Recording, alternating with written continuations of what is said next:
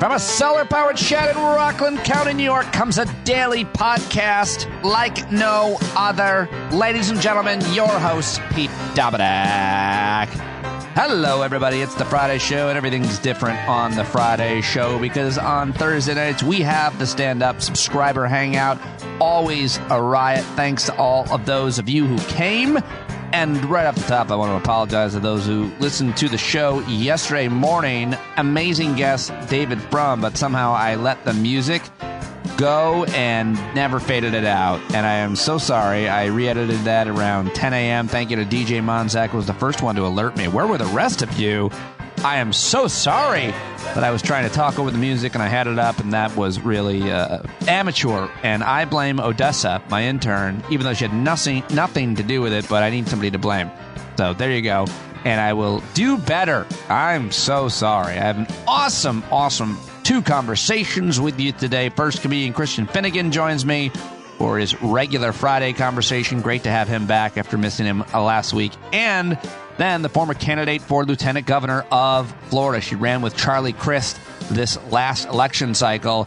She is a brilliant, powerful, amazing, thoughtful leader from southern Florida, Miami-Dade to be specific. She is the vice president at the American Federation of Teachers. She's the president of the United Teachers of Dade, which is the largest teachers union in southeastern United States. Karla Hernandez joins me again, and we talk all about Florida education issues, which are, as I say, the harbinger for the rest of us. If we don't pay attention to what's happening in Florida, it will soon, if it isn't already, be landing at your Board of Education. Speaking of which, I'm being recruited again and asked again to run for town council, and I'm seriously considering that. I've launched an exploratory committee.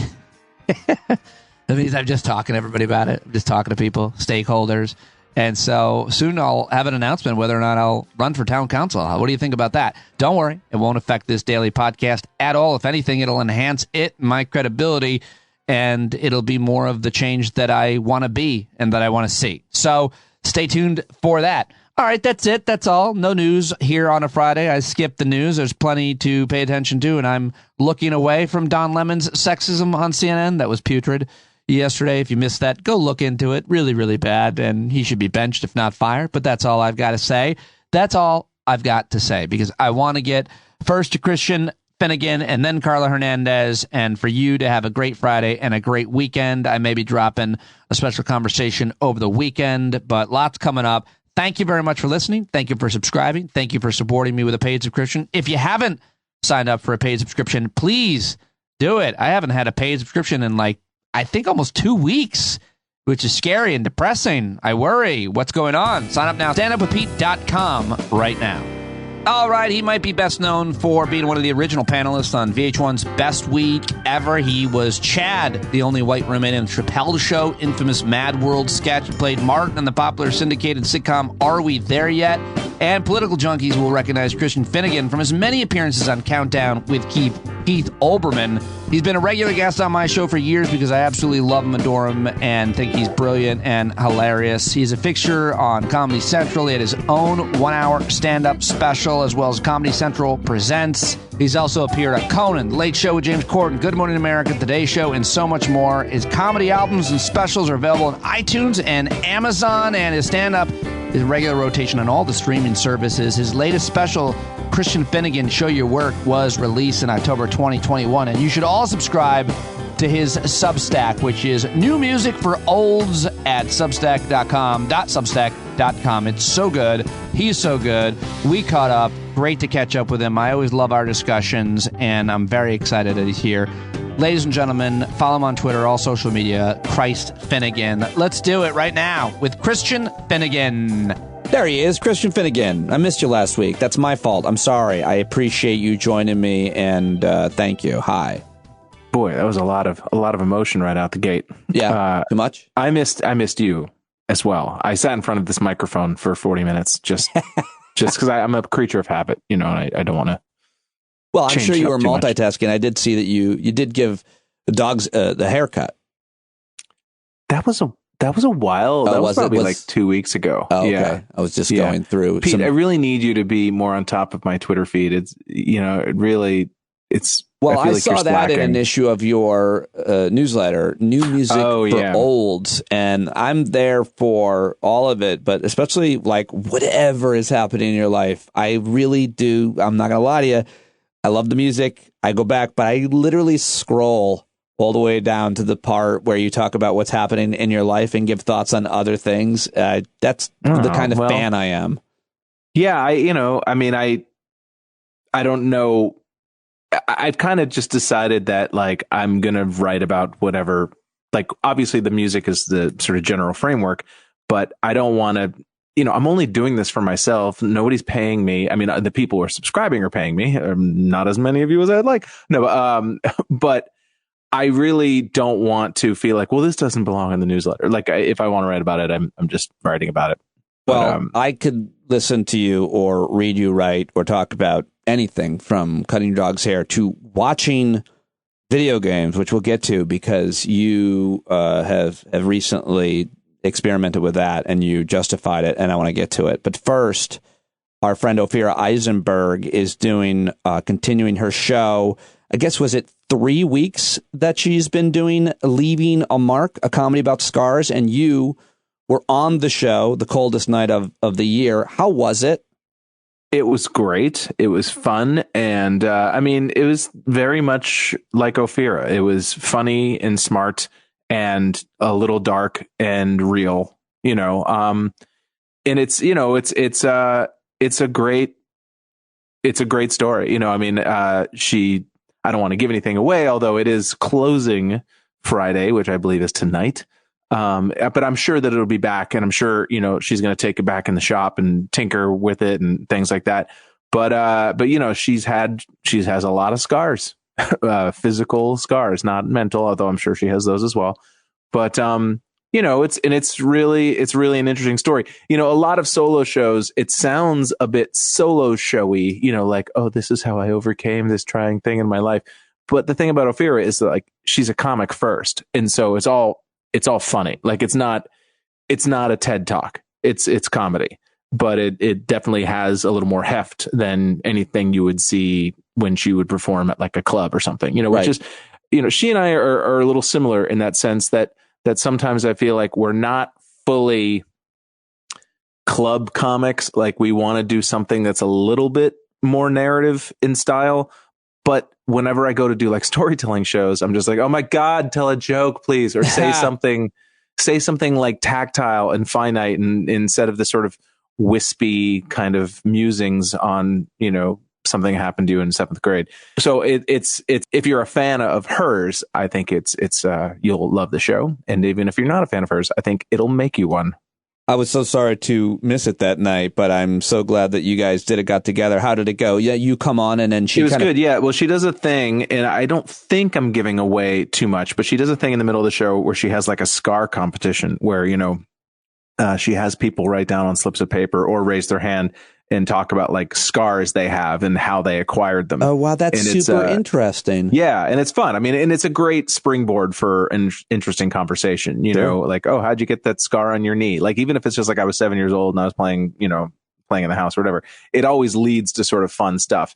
And then at the tail end of that little section, she brings out somebody with sort of a scar that has a story behind it or whatever. And then and so I was the guest that particular night, and we spent 10 minutes talking about the 6.5-inch scar running down the center of my chest from your open heart surgery, which is how long ago? No, just for fun. Yes. No, it was, although we didn't get to my other scar, which is it's barely noticeable. It's, I have a tiny little scar right. No, it's this. I'm sorry. It's this eye, or maybe I can't. Anyway, I got hit in the eye with a croquet mallet, which is the most New England way to acquire a scar. A polo injury.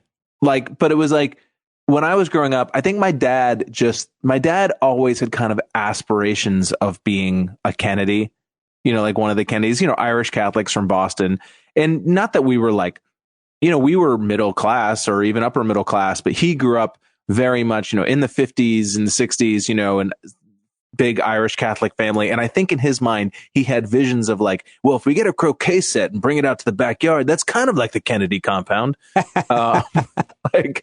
And like at one point in my childhood, my dad bought a sailboat, and it made us utterly miserable. It was the most miserable thing in the world. It only lasted a few years. Really? It was so much upkeep, and we're very rage prone people, the Finnegans. Yep. And sailing is a very rage inducing activity. It's funny you mention that, because I just had my dad on the show, and I talked about when we got a boat and how much rage it induced. It was a little, water skiing boat, and it was, and that's a motorboat, but like a sailboat. I guess they each come with their own, stresses. But anyway, so my dad had gotten a croquet set, and I was standing behind my older brother, and I think it was like the first day we had it, and he like swung backwards like he was doing a golf swing and just nailed me in the face with it. God damn, that sounds horrible. What was the injury? It was very much like hit me right in the corner of the eye, like hit me, right, a half an inch to the left. It would have like hit me right in the eyeball. But yeah, it was a very cartoon type injury. Like there should have been like a big like bonk over my head when it happened. Birds flying around my head, stars. I just tweeted this, I think, earlier today. The side of my head is killing me, and I keep forgetting it's because I walked into a half-closed garage door that I left. I walked right into it. I had a hat on, which protected me to some extent. I went down when I walked into a door I left open. The point is, talking about injuries and scars is endlessly fascinating, even if you're not an interesting person or storyteller. If you got a scar, the story about it's worth hearing. Yes, it is. I agree. And it's a great premise for a show. Well, we will talk about it together next time she joins us, but lots more that I certainly wanted to catch up with you on. Did you watch, care about, think about the Super Bowl? I did. I went to a Super Bowl party. I didn't care about it, but I did go to a friend of mine's apartment and watch the Super Bowl. And, it's about maybe 15 years ago, I kind of decided that I was just done with football. Yeah. And it was right around the time when CTE started really becoming a thing. Right. And I never was really a huge fan of it anyway. I don't like the people CTE who love or football. I love CTE. I mean, it's a great high. Just a touch of CTE, like totally, dude. I don't know what I'm saying, Pete. Just a little concussion, a little trauma. Yo, man, you want to hang out in my basement tonight and get concussed? Just bash ourselves in the head. Far off what some teenagers just walk into half-closed garage doors. Oh, make it hurt. I can feel it.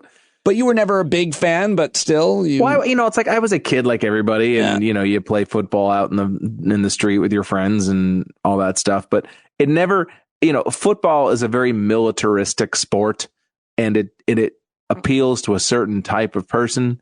And so even when I enjoyed football, I was very repelled by the people who really loved football, and that is still the case now. Yeah.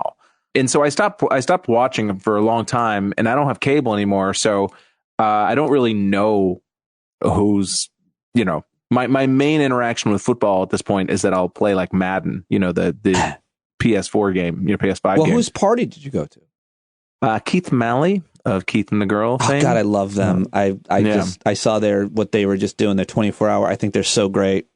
I think it's great when you're on their show, but they're really, really funny. They're super duper. Oh, great. Did they do that as a Keith's apartment? Was it like a private party? I feel like he's always broadcasting everything. Oh, no, it was just private. Yeah, it was just like 6 or 7 people, maybe 7 or 8. I heard that I know that you were pretty upset there were no white quarterbacks. Why? I just feel like, they're coming to take our jobs, and, I really like a thinking player. That's always the tell. That's always the racist tell. Wait till we start having like a dominance of black kickers. That's where I draw the line. Remember Reggie Roby? Reggie Roby. I do remember Reggie Roby. There was like so few black kickers that they could probably monetize it to some extent. I think, was he on the Dolphins, I think? Yeah, that's right. Yeah, that's right. I don't know how I remember that. I did have when I was a kid, my dad just kind of threw all of this boy stuff at me because he just assumed. Yeah. And so I had the comforter with all of the NFL team logos all over it. and the light in my bedroom, my brother and I shared a room, was like a basketball going through a hoop. You know, it was like a very like, you're boys, this is boy stuff, which, you know, I thought it was a real adjustment for him when I told him that I wanted to be an actor.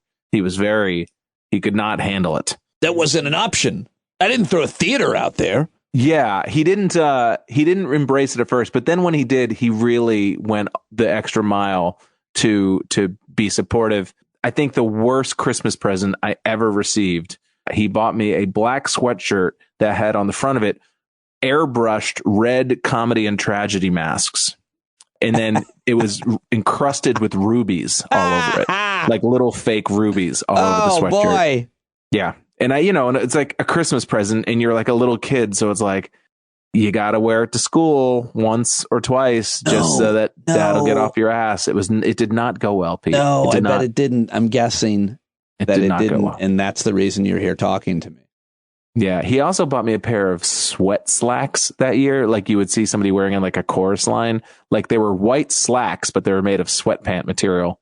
And I don't know. He really, like I said, once he got on board with it, he really got on board. Why do we care, or why? There's some commentary. There's always commentary about the Super Bowl halftime show, and I also, I know the Grammys I think occurred since you and I last spoke, but anyway, on the halftime show, Donald Trump was outraged because it's a black woman.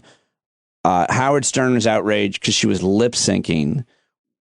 I just want a halftime show where more and more famous legends keep coming out. I like those ones. I don't care what the like just the sort of open the floodgates of celebrities, just like, there's that guy and there's that lady. I don't care what the genre. I don't even care if they're like super famous, even if they were like, I just want more people to keep coming out. I'm like, oh my God, this is like, I get anyway.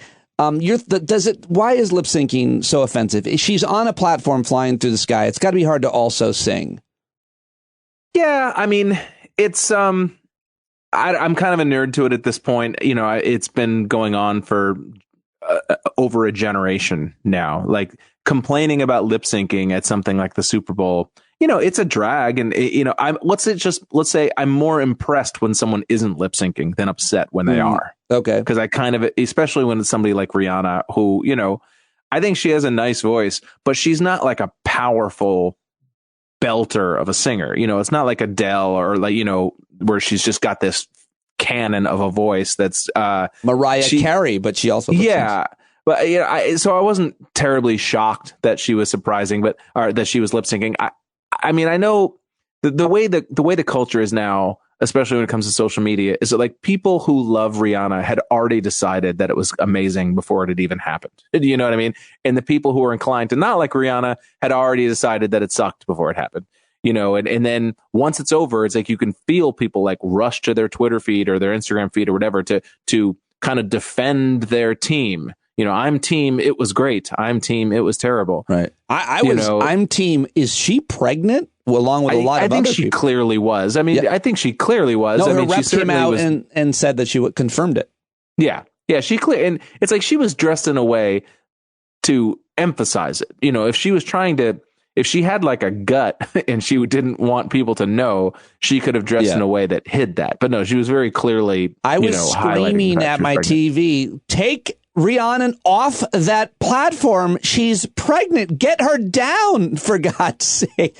What is she doing? I'm surprised there wasn't more people. Always dad. Just a dad to the end. I'm surprised there wasn't more child endangerment complaints. Why is she flying through the sky? Well, they had her fixed to the platform. Like they had like a harness of some sort that was. I don't care. Who cares? I thought that the staging of it was interesting for about 4 minutes. I loved that. And then, I loved the staging. I just got scared that somebody's going to fall the whole time. I thought it was fine. I thought it felt a little phoned in to me. Right. It's one of and I'm not a huge fan of those. Here's a medley of all my hits type thing. I would rather somebody play 2 or 3 songs in their entirety than sort of 40 seconds of 12 different songs. That's just a me thing. Because then it's like you don't have time to get lost in any particular song. It's almost just like you're checking off boxes. It's like, oh yeah, there's that hit and there's that hit and there's that hit. Right. Whereas like Prince didn't play songs in their entirety, but he played Purple Rain in its entirety. And if I recall, he played other songs for like longer chunks of time. I think in recent years, Prince is kind of the standard that people are measuring against in terms of being a great performer, but also playing live and all of those things. I mean, I don't really take it too personally when somebody like Rihanna lip syncs, because the emphasis is not on vocal acrobatics. It's on choreography, and it's on, glitz, the production value and things like that. The music is almost incidental. Yeah. And the dancers who get to say for the rest of their life that they were in the halftime of a Super Bowl. There was a lot of dancers. I mean, that was a lot of union work that got handed out. Yeah, for sure. Do I need to know anything about the Grammys? No. Okay. Absolutely not. I cannot fathom anything that matters less to me than the Grammys. Okay, good. Which is like, even as a music person, I think I wrote about this in my newsletter a couple weeks ago. It's like, I wondered, I was sitting watching the Knicks game, and I realized the Grammys were about to start. And I was like, oh, I write this music newsletter now. I should probably watch the Grammys. And then I said, no, fuck that. No, I cannot fathom anything more meaningless than the Grammys. Last of Us, episode 3. Are we talking about? I've seen through episode 5 at this point. Yeah, I have now too. I have never watched any show that had any kind of zombie anything, and I joke that Pedro Pascal is getting all the roles, and it's ridiculous, especially the one where he's wearing a mask, the Star Wars Mandalorian. Like, really, we couldn't cast just any actor. We had to cast this guy who's taking all of the work in Hollywood. But it's all a bit, because I'm a big fan. I, like everybody else, I like him. But this episode 3, which I don't want to give anything away, but there's a storyline that is just so unique and so wonderful, because it's two men. I'll give it away. Teaser, spoiler for anybody who's listening. It's two men in a romantic kind of long-term relationship, and it's just a weird. I've never seen something quite like that. Maybe, I don't know. What do you think made it so special? It's given it more talk than almost any one episode of any series I've seen in a while. Well, it's close. It's close to what they call a bottle episode, which is, a completely self-enclosed episode that this series that doesn't necessarily move the plot forward. Like, if you watched Breaking Bad, there was that entire episode where Walter White was trying to capture the fly in the meth lab. That's what they call a bottle episode. This was not quite that. There was like 10 minutes at the beginning and a few minutes at the end that were connected to the rest of the series. But it was primarily just the story of these two guys who met each other in a post-apocalyptic world, and in the sort of life they created for each other. And it's beautiful. It's really quiet and sweet, and the actors are fantastic. It's Nick Offerman, and I don't remember the dude's name. But his name is Murray Bartlett, the guy from White Lotus season 1, who is like he's just, those two guys on screen together was just, I don't know, exquisite. Yeah, it's super. And I played the video game. This is based on The Last of Us is based on a video game, and it is the most emotionally resonant video game that you could ever hope to find. I don't understand emotional resonance as it relates to a video game. I'm sorry. Well, that there is a lot of the story. In fact, almost all of the story of the show is pulled directly. Like, a lot of the dialogue is even pulled directly from the video game.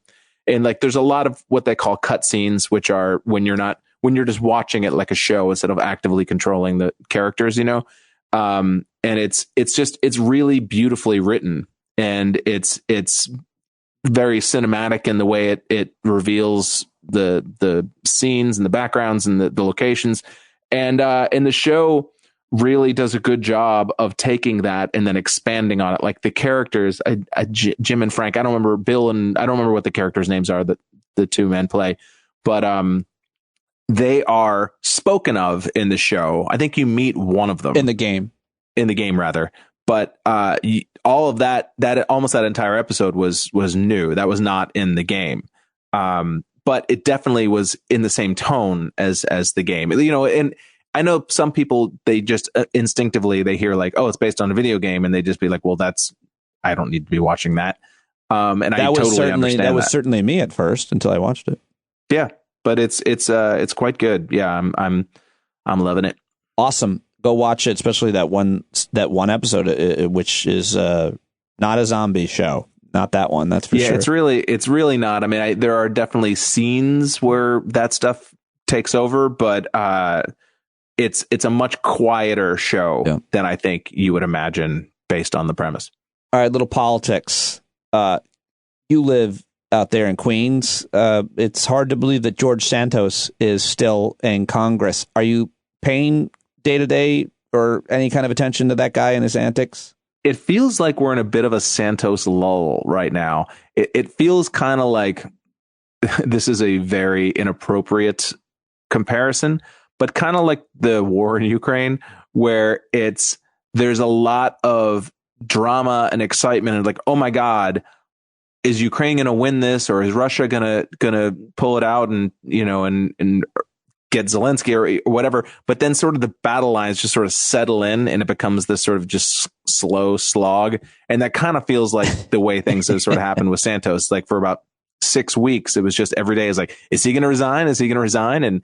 And then you realize that like he has no reason to resign. First of all, because being in the House affords him a certain degree of protection legally that would be gone if he were to resign. And you know that McCarthy isn't going to make him resign because he's only got a 3-vote margin. So he can't have him leave. And I don't know if you've heard of these other 2 representatives now who have also apparently made up a bunch of shit. One of them just came out today. No. Well, there's that woman, Luna, I can't remember her last name, but that came out last week that she had lied about a bunch of stuff on her resume. She said that she had Jewish heritage, but it turns out that not only does she not have Jewish heritage, her grandfather was a Nazi soldier. Florida Congresswoman. I don't remember. Anna Paulina Luna. Yeah. That broke last week. And then literally just today, there's some guy who like lied about his job and his major. And of course, now I'm not going to be able to remember his name, but yeah, so now there's 3. I mean, I don't think either of these 2 to the degree of George Santos, but enough so that, they say that like one is that 3 is a trend, 1 is an incident, 2 is a pattern, or 3 is a pattern. I don't remember what the idiom. I'm very high right now. I'm not. That's fine. I'm actually not. But, I know what you're saying though about. I'm trying to find. Now you have 3 people who are at least credibly accused of substantially lying about their biographies and have been elected. All Republicans, and of course it's Republicans because they have no standards. They have no standards. And if you are a grifter, if you are the kind of person who's going to make up a bunch of shit, you know which party you're going to have more success with. You know what I mean? That it's like that they all know that what these voters want is not consistency or honesty or actual principle. They just want somebody who's going to go in there and, own the libs. And as long as you're willing to do that, they will allow any degree of mendacity and just overall full of shitness.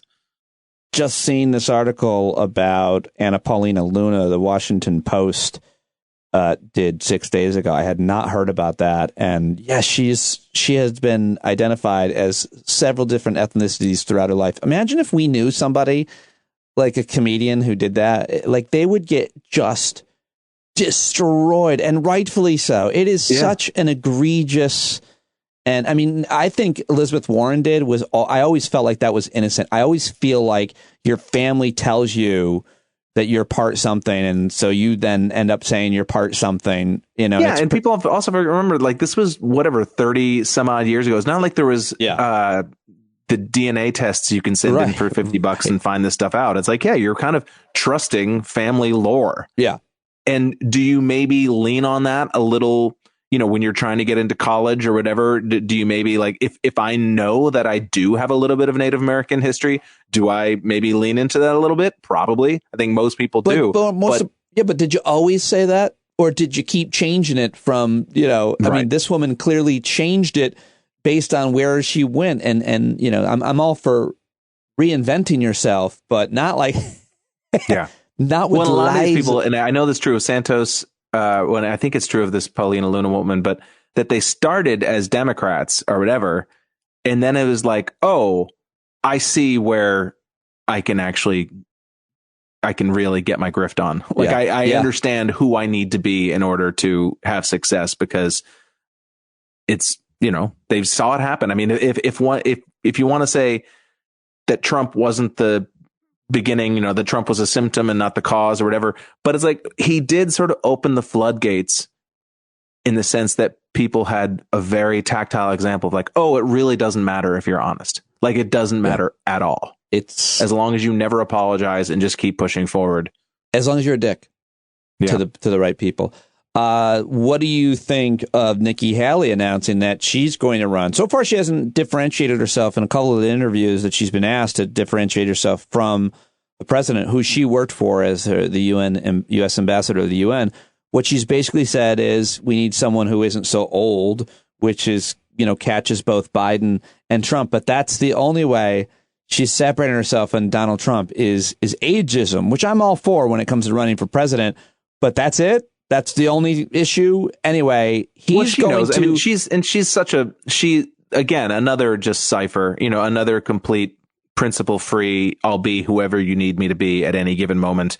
And even before she started running, I mean, just the fact that she could say all the things she said about Trump before she started supporting him, about how he's an example of what we tell our kids not to be. And, was very, and it had taken down the Confederate flag in her state and sort of was trying to present herself as sort of a compassionate conservative and all those things. And that all went out the window once it became in her interest to be a different type of person. Yeah. And so I think that what she's counting on is that all of the never Trumper or anti-Trump Republicans that exist more in Washington, D.C. than they do in the country. But she knows, like, they all know that she's just saying this shit to appease the rubes. And so she's hoping that, like, Trump and DeSantis decimate each other and turn into some mudslinging contest. And then she's going to be like, well, Nikki Haley's here, or she's setting herself up to run 4 years from now when Trump will ostensibly not be able to until he, surrounds the White House with a moat and dragons and, alligators and more never dragons. leaves. We're going to need more dragons. Yeah. I mean, but that's not going to happen. She's gently. She has no actual natural constituency at all. Yeah. Who exactly? It's the same thing with the Pence thing. It's like, if you love Donald Trump, well, why would you vote for Mike Pence? Because there's Donald Trump. If you hate Donald Trump, why would you vote for Mike Pence? Because he was Donald Trump's vice president. Like, who's voting? Like, where's your lane? Does anybody look at Mike Pence and be like, I mean, maybe a rock-ribbed conservative Republican, a QAnon, MAGA Trumper, I don't know, whatever you want to call him. Do any of them look at Mike Pence and go, that's a tough guy? I think that there is maybe a sliver of evangelicals who held their nose for Trump, like actual evangelicals, not just the guys who wear the like Hillary, fuck Hillary Clinton and say that they're Christians. Yeah. But I'm talking about like the actual genuine, like go to mega church all the time and are like heavily involved in the anti-abortion movement, like 20-year standing evangelicals. Yeah. I think there's an idea that maybe, he's actually one of us. Like Trump did our bidding, but he wasn't one of us, whereas Trump is one of us. But that'll get you a good 1,500 to 1,700 votes. So of his family members. Yeah, I think he also has nobody in his corner. But I just feel like they care so much about this kind of certain kind of toughness that they describe it. And I just feel like he's really lacking it. I mean, I will say that, I would not say I was impressed, but I was shocked when he debated Kamala Harris, just how much more like Trump he is than I realized, in terms of just being a fucking dick guy, just a demeaning, condescending, misogynist, not outwardly the way Trump is, but misogynist in his complete disregard for not only Kamala Harris, but I don't remember who the moderator was, but a woman who just completely ignoring any convention of like, hey, your time is up, and really kind of displaying that kind of hush now, dear, men are talking sort of attitude. I didn't fully understand what a true blue fucking dick he is until that debate. And so not that I would say that means he's going to win presidency, but I was like, oh, okay. Like you're a bit, I kind of thought that he was an empty suit. He's not an empty suit. He's just a suit filled with dog poop. Well said. And great reference to that debate. I'm trying to see who the moderator was for that debate that you're talking about. But, all right. Well, what was the other political? I was going to ask you one more political question. Well, is there anything else that you've been thinking about, paying attention to? Spy balloons? Do you care? The Ohio train derailment, the way that's been handled. The train derailment. I don't know enough about it to really opine. I'm very concerned about the John Fetterman situation. John Fetterman checked himself into Walter Reed for depression, which. I was like, I wonder what that's about. And I was like, maybe it's about that he had a stroke and he doesn't feel, that's probably common if someone is debilitated in any way. But maybe he always dealt with it. I don't know. But what are your thoughts on just that headline? I mean, it's not great. I have to assume that knowing what the optics were going to be of him checking himself in so soon, with all these questions swirling around about his health, that it must be bad. It must be bad for him to take that hit. And, obviously I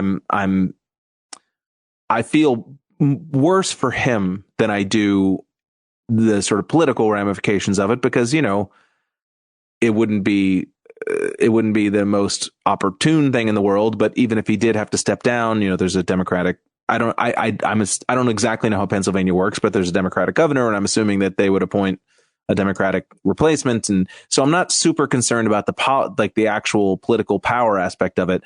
But, it's just sad. It makes me sad. And I hope that he recovers, because I really, really like that guy a lot. And I've been a fan of his for years, since he used to show up on Rachel Maddow when he was still mayor of Braddock years ago. And I just thought, like, there's a dude from my generation who kind of, some of it's theater, the whole wearing a hoodie and I'm the weird bald guy and all that. But he's just like a genuine, true man of the people, in a way that he understands sort of quote unquote blue collar people better than all the people who say that they're defending the blue collar worker. And he's still a leftist. Do you know what I mean? Like, to see sort of that blue collar spirit coming from the left, our politics desperately needs more of that. The Democratic Party needs more of that instead of sort of McKinsey consultants. Well said. Yeah, I agree with you. All right. Well, I love talking to you no matter what we talk about. I appreciate you joining me to talk today. And anything to plug? Anything coming up that I should say? Outside of the great newsletter that everybody should subscribe? That everyone should. The way in and the way out. New music for olds.substack.com. Everybody, if you haven't, what the hell are you waiting for? What are you doing? Yes. I don't know. I'm going to Iceland in a couple months. For my 50th birthday. That's right. That's sort of where my attentions are right now. That's a friend of mine just got back from there and absolutely loved it. You're going at a different time of year, of course, when it'll be. We're kind of in between seasons. We're going like April 10th, I think, which is not quite winter, not quite. Have you been studying the language? Have you learned the language? Icelandic is very easy to learn. Yeah, well, because everybody speaks English there. Oh.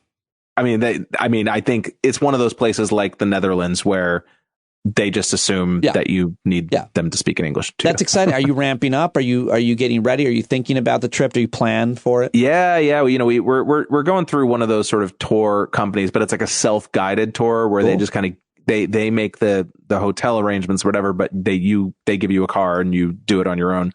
But yeah, we're driving all around the south and west of Iceland, and I'm super jazzed about it. But yeah, that's my next big. That's project. Great. Something to look forward to. What birthday is this? It'll be my 50. That's what I thought. Mm-hmm. Exciting. Mm-hmm. Very exciting. Mm-hmm. How are you feeling about turning 50? In many ways, I feel 60. So maybe it's just kind of getting my actual age more in line with the way my brain actually feels. I wouldn't say it's like bothering me, but it's not a cheerful thought. Right. Right. It's not that I mind being 50. It's that I'll never be 28 again. Right. That's really. I totally relate and understand that. But you're still treating your body like a temple? Yeah. I'm treating my body like the temple when Jesus came and like threw over all the tables and wrecked everything. That's the temple. Is my that body right? Is there any video of that? My body is whatever. We were so close to getting out of this conversation before I went into a shame spiral. But this shame spiral brought to you by newmusicforolds.substack.com. If you're into it, go check it out right now. Yeah. Thank you, sir. Thank you, Peter. Yeah, that's what I said. Check it out, newmusicforolds.com. Go support Christian with a subscription right now on Substack. I learned so much about music, get so many ideas and tips, and I just absolutely adore him, and it feels great to support him in every way. Substack, go subscribe right now, newmusicforolds.substack.com. Okay, joining me now is the president of the United Teachers of Dade, the largest teachers union in the Southeast United States. Born and raised in Miami, first-generation American of Honduran descent, the first Hispanic officer to be elected to the United Teachers of Dade. She's spent her entire career advocating for public education. She taught special ed for 10 years. She was selected as Teacher of the Year for her outstanding work with special needs children in 2010. Happily married, mother of two, and in addition to her advocacy and social justice work at United Teachers of Dade, she's an active member of her church. She volunteers her time for humanitarian efforts overseas. And of course, she was Charlie Crist's pick to run with her for lieutenant governor in Florida against Ron DeSantis. She learned a lot about that. I asked her about that and so much more. Follow her on Twitter. Let her know you heard her here. Check out the show notes for all of the information. For Karla Hernandez Matz, she's back. Yeah, I got her back, and I'm always so excited to be in her presence, certainly in conversation with her or in her light in any way, because she is one of the most inspirational leaders I've ever met in my life and career. Karla, welcome back. How's that for an intro? I love it. Thank you, my friend. Always a pleasure to be here with you as well. And, talk about so many important topics that not just affect communities in certain pockets of the United States, but really things that we should be talking about everywhere. Yes. And unfortunately, your state is a harbinger on many things. And you have been there and on the ground in the fight, advocating for students and teachers for your whole career. But let's start with I haven't talked to you since Election Day. Of course, you and Charlie Crist came up short. And I just wanted to know, you got plucked out of obscurity, not in South Florida. Everybody knows you there. Not in teachers and teachers union circle. Everybody knows you in education in Florida, but Florida-wide, nationwide, the eyes were on that election. What was it like running with him for lieutenant governor? What did you learn? How was that experience? I got to tell you, it was amazing to be in community with so many people from all over the state, getting to know what the issues are in different communities. And of course, talking about how we make communities better and stronger. And so I, don't regret anything. I love what I was able to do, get people talking about issues. Obviously, we wish we had a better turnout and that, just the party was stronger in the state of Florida. But now I think that people on the national level are seeing what we were trying to avoid happening and trying to save them from. And so here we are talking about issues that we were trying to avoid perpetuating themselves all over the country, but we're seeing them and how DeSantis is using this as a platform to really try to become the president of the United States. Yeah. Well, Karla, before we get to him and everything he's doing, remind folks, listeners, a little bit about your career and what you've done in your career and what you're doing now on a day-to-day basis, because obviously I've talked about it here at the introduction, but I think it's so important that people understand why you have so much credibility on the issues that you're talking about. Sure. So I'm Karla Hernandez Matz. Hi, everybody, whoever I'm meeting for the first time. I am not just a public education advocate. I'm a teacher. I'm a middle school special education science teacher, and I have two of my own children that go to our public schools. I'm the first Latina to be the president of United Teachers of Dade, which is the fourth largest teachers union in the country. And I'm also part of the executive cabinet for the American Federation of Teachers. And so we talk about education. We talk about high quality education and making sure that is something that is accessible to all children, no matter their race, their ethnicity, or their zip code. And so we know that education is cornerstone and key. And that's why we fight for kids. We fight for kids and we fight for public education. And I'm in the game and that's what I'm doing. And I'm still at it. Despite, what happened in November, we're still at it. And we're so happy that you are, because you're so powerful and brilliant and influential. But let me just ask you real quick, like when you were growing up, did you see, when you were a little girl growing up, did you see anybody that looked like you in the role that you're in now? Like what led you to leadership? I think it's circumstances, life circumstances, just being authentic and who you are. I never sought this role, much like I didn't seek to run for lieutenant governor, right. But somebody saw something in me and they were like, wow, we really like what you're doing. We really like how you're helping and how you just, talk to folks. And Frederick Ingram, who's now the Secretary Treasurer of the American Federation of Teachers, he saw something in me and he said, sister, I want you to run. I want you to do something. I want to elevate you. And so that's basically what happened. I was just a rank and file teacher in the classroom. That got very active just because I wanted to make sure that education was accessible and good for everybody. All right, enough flattery. I'll just say one final thing, which is I remember the first time I saw you speak, and I said to whoever is next to me, I was like, who is this woman? And I'm sure everybody that sees you speak or gets to meet you says something similar because, you really are such an interesting, brilliant, powerful person and so charismatic, and everybody loves to be around and work with and for you. So, all right, enough about you. Let's talk about what's going on in the state and why you are so concerned. First of all, Ron DeSantis continues to attract a lot of national attention, and you are in the fight in the state house and, of course, down there in Miami-Dade against so much of what he's trying to do. But let's address first the fact that he's getting a lot of credit for giving teachers a huge raise. My understanding was Republican governors before him and him have been at odds with teachers unions for the entire time. You've been fighting and scratching for every single right and access and resource. So he is now getting credit for giving teachers a big raise. What's the truth? Well, the real truth, and we're going to make sure that we're talking with facts and figures so that everybody knows exactly what's going on. The state of Florida is 48th in the country in how it pays its teachers. So we're, almost we are at the bottom, but almost last, 48th in the country. And he's trying to change that image and rebrand himself. And so what he's proposing in his budget is a $200 million increase to our funding. Now, $200 million sounds like a lot, but remember, Florida is the third largest state in the country. And so we have right now in the state of Florida over 5,000 teaching vacancies. And that's no surprise. I mean, when you attack education, you ban books, you censor teachers, you pay them, crumbs, you're not going to attract people into this noble profession where people know that it takes a lot of sacrifice to do the work that we do. And so, he's trying to rebrand himself because he's using this as part of his platform to run for president. But the reality is that Florida is the 48th in the country in terms of how it pays its teacher. And to put things into perspective, last November, United Teachers of Dade, we ran a district-wide, a county-wide campaign to get a referendum passed, a referendum to pay teachers in Miami-Dade County because the funding is just inadequate. He's been defunding public schools for so many years now. And so it passed overwhelmingly. And that referendum by itself, just in Miami-Dade, is going to generate over $250 million for our teachers in our county. We are one county out of 67 in the state.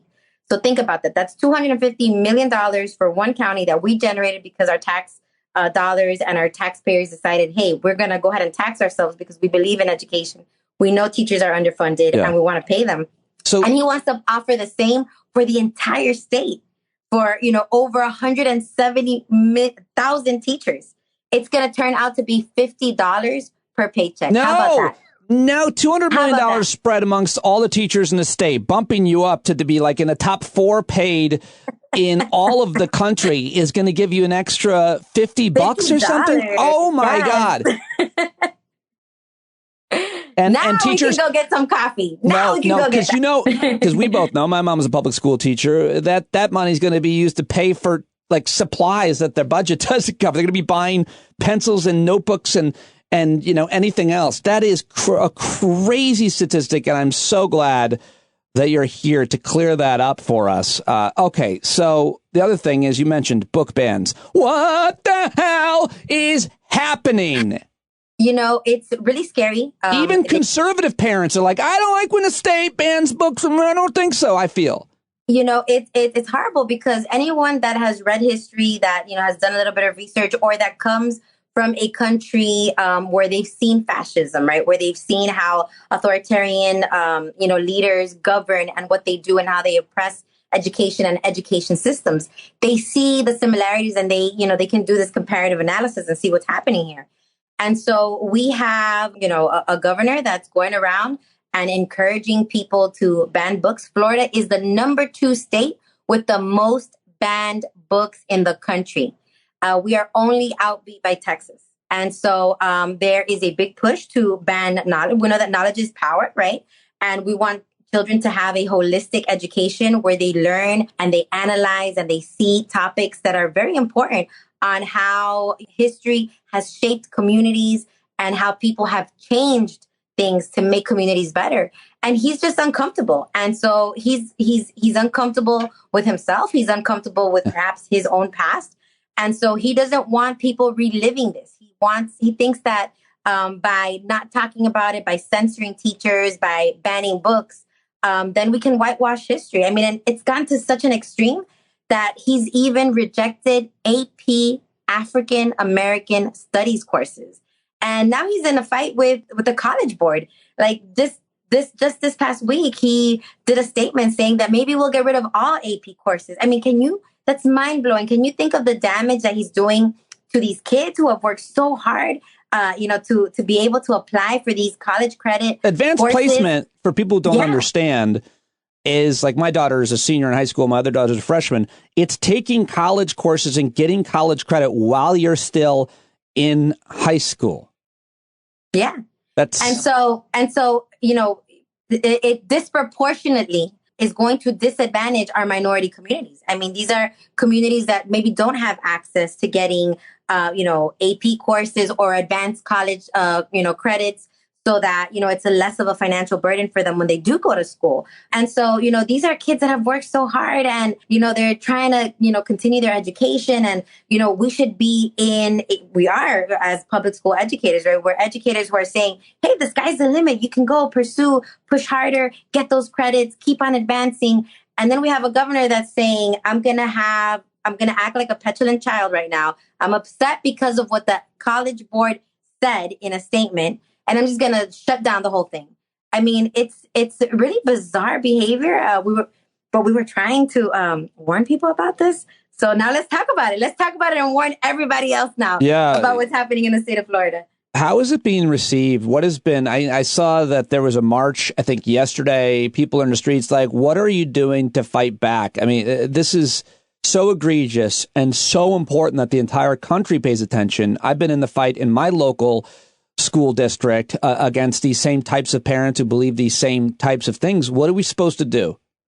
So there's a couple of things that are happening. About 2 weeks ago, Ben Crump also filed a lawsuit with 3 students who were taking the AP African American Studies course. And there was a big rally around that. I know that Reverend Al Sharpton did a rally as well. And I know that Reverend Barber and the Poor People's Campaign is going to be doing a rally on March 11th in the state capitol. So that's important. That's big. Hopefully it'll be a very big turnout as well. But, I think that besides, talking about these issues and seeing how it's really aggravating, not just, I don't know if he thinks this is only going to aggravate Democrats.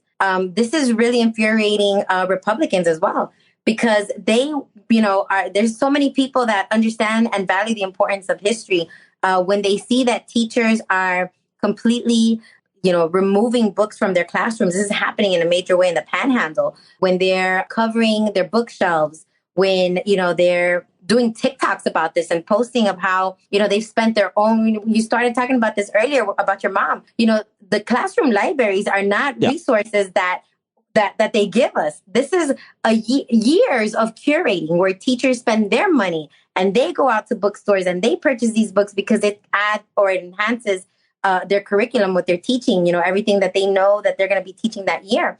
And so it gives kids another point of access who don't have access to a book, or maybe a child that their parent can't take them to the public library, but they can check it out at their classroom and they can read it. And just creates a print-rich environment.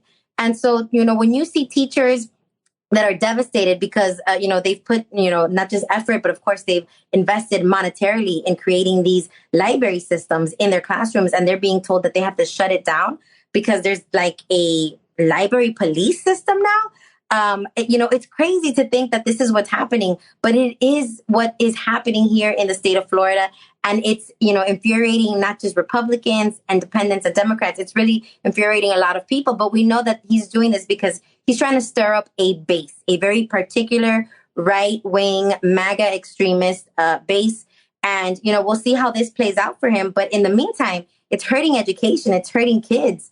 It's limiting possibilities and access to education that our kids deserve. And it's not fair and it's not right. And parents should be upset. Well, he's got parents, riled up for all the wrong reasons, talking about this phrase parental rights, which I've been arguing for such a long time to people who get turned on by that. We already have all of the rights. If you're concerned about what's going on in the school, you should first contact a teacher. You can contact administrators. I've contacted my superintendent. I've sat down with my superintendent. We have all kinds of rights as a parent. What we don't have is the right to decide on curriculum. You can vote for people and policymakers, and you can even work on those campaigns, say, if you'd like to. And currently, we're losing in too many Board of Education, of course, in Florida, because the people that are in charge are anti-public education. They're anti-important history education, but he's got people riled up and saying, the parents should be deciding what their kids learn. And I'm like, no, I should not be. I don't want that responsibility. I want people who have degrees in education to be deciding on such things. That's what I pay for, and that's what we should be getting. How do you answer DeSantis and others who say it's the parents should be in charge? So there's two big points that I'd like to make about that. Number one is that you're absolutely right. Parents have always been welcome into our classrooms. I mean, that's why the PTA exists, right? Yeah. We've always had these parental organizations that encourage parents. I know that at the elementary level, they're always looking for a homeroom parent to come in and help the teachers with, the different activities that they're doing. So we've always had that. As a teacher, I know that I've always wanted parents, and it's harder because I'm a middle school teacher. And, that's when kids are really vulnerable. They're growing, they're going through puberty. There's a lot of insecurities that they're dealing with. And that's when I always thought was the most important time. And I wanted more parents to be involved. And I would call them up and check up and have that kind of conversation.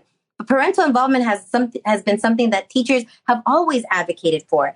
And then here's the other part. I'm a parent myself. And I know what I have to do. I know that I have to pick up the phone and call the teacher or send them an email, send them a note. But be involved so that I know what my children are doing or how I can help support the teacher and what they're doing. So that's always existed. The problem is that he's trying to tout this parental freedoms. And this is the phrase or the catchphrase that he's using. Parents have always had the choice to, connect and to make, some level of decision about their child's well-being. The problem that I see is when one parent can now exercise a right that's going to impact everybody else's children. Right.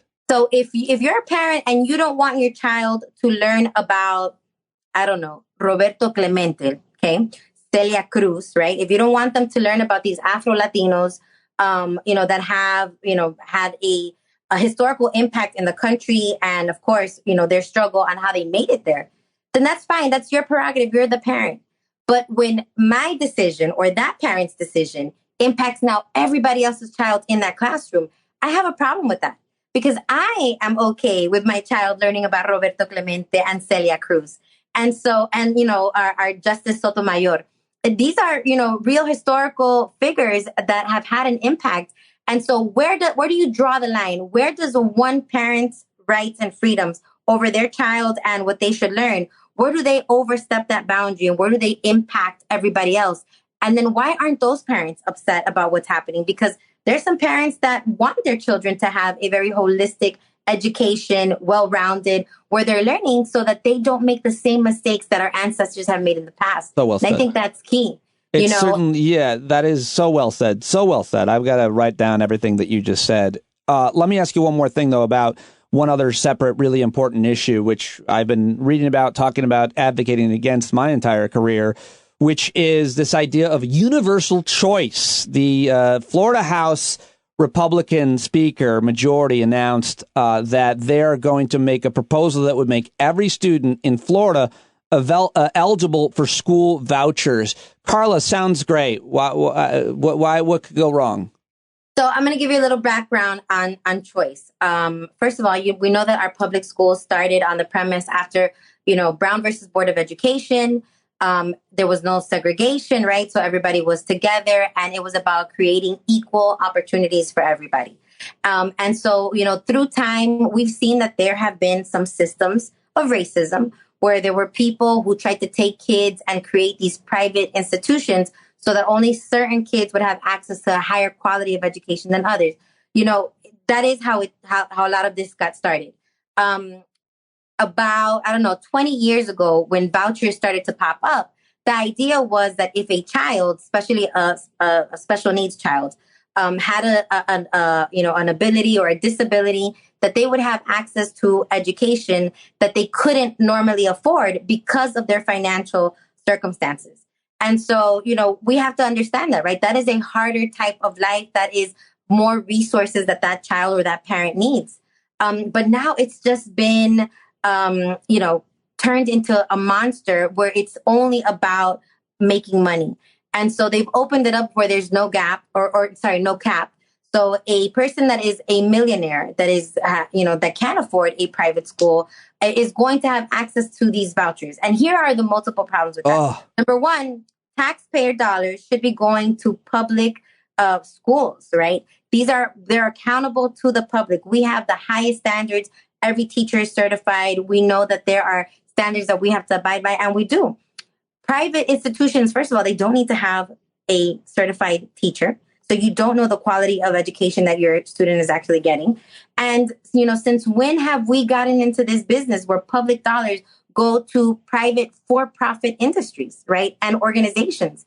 And so we're seeing that happen. And it's not like they're saying we're just going to add extra money and we're just going to fund everything equally. They're saying we're going to take away from public education, defund them more, and give it and go and make sure that these people who have access, who have money, they're going to get taxpayer dollars, and we're going to defund public education at the cost of making sure that they have the choice of sending their kids to a private school. Yep. We can't do both. And again, I'm not against private schools or whatever option that a parent wants to have for their child, but I am against saying we're going to take away from where the majority of kids go, public education, which is funded through our taxpayer dollars, and saying we're going to defund the public education to fund a private entity that's not accountable to the public and that is going to harm by taking away more resources from people that are it's always been a race to the bottom. It introduces a kind of element of competition to public education so that kids are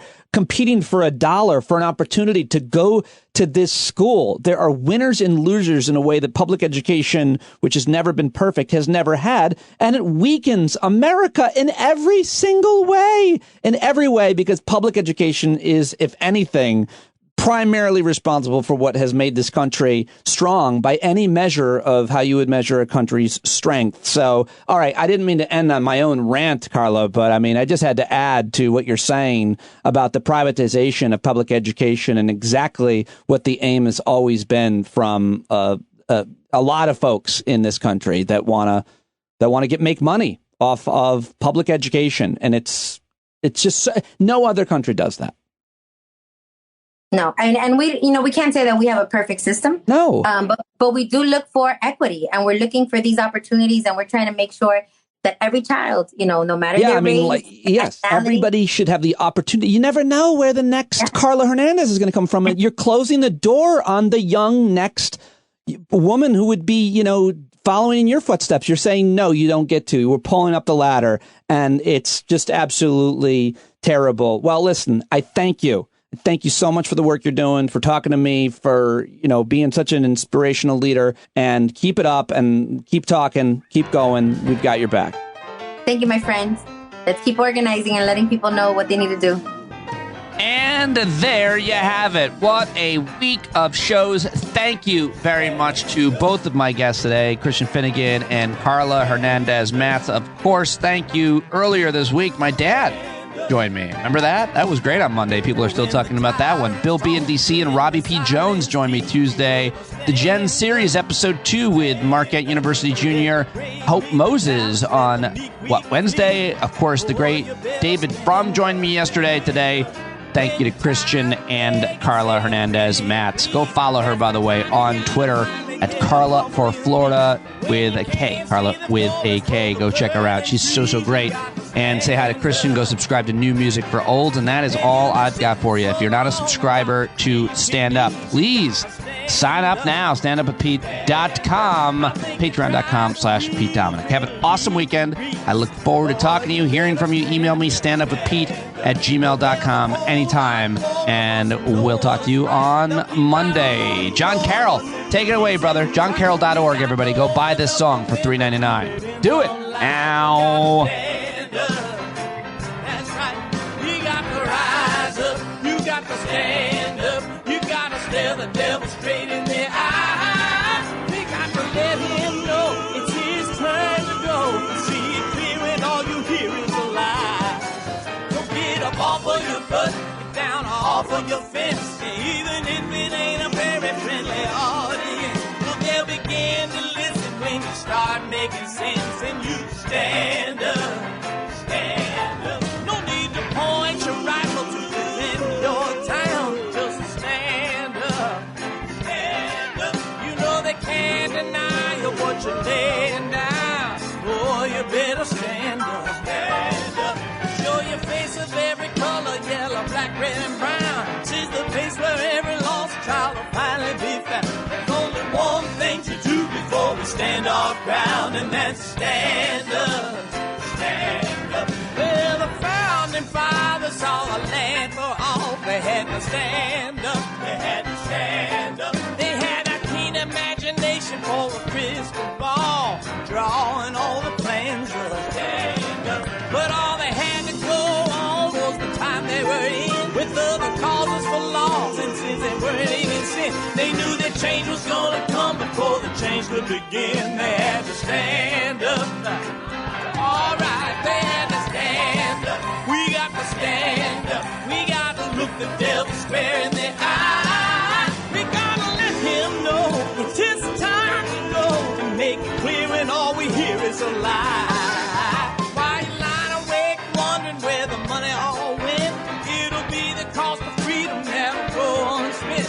You can see him flee the scene of that experiment if you stand up. All right, we got to speak up. We got to reach up and raise your voice in every way you know how. Don't be toes up. You got to show up. Ain't no better time to do it but now. No need to pledge allegiance to no wanton tribe. Rise up, show obedience to the voice inside, and listen well, and it'll tell you not to run and hide. It says stand up, stand up. Oh, got to stand.